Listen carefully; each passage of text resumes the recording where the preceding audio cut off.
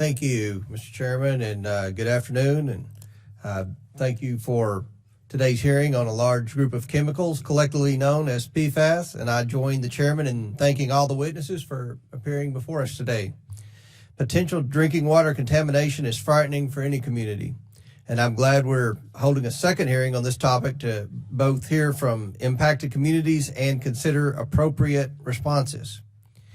PFAS substances provide strength, durability, and resilience in a broad range of applications.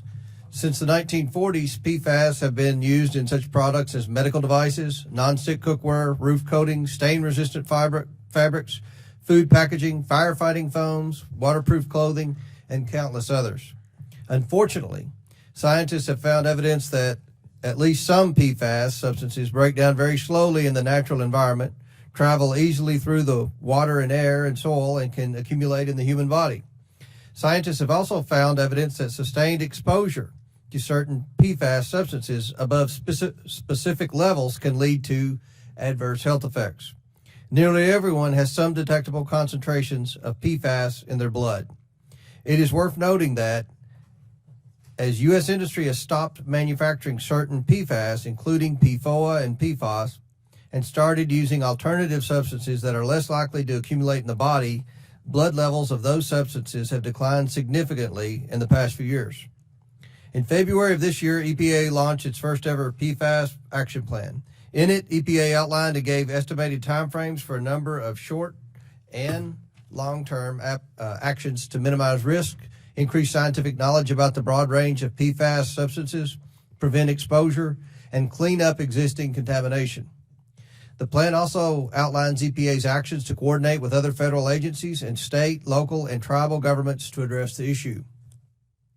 I'm committed to working with my colleagues on solutions that will contain any existing damage from legacy PFAS substances and reduce the risk of future harm. But I also hope that we as a body make responsible, evidence-based, science-driven decisions. It's important to note that nearly 5,000 chemical compounds make up the PFAS family. These compounds have different structures and characteristics, which means they also have varying health and environmental impacts. Thorough research has only been done on a small number of these compounds, so we should be very careful about taking any sweeping actions that could have the unintended consequence of negatively impacting a broad segment of the economy, including critical public entities like hospitals and airports. Any legislative or regulatory actions we consider should be based on a solid scientific understanding of the toxicity of specific compounds. Again, thank you to the chairman for convening today's hearing, and I look forward to hearing from our witnesses. I yield back.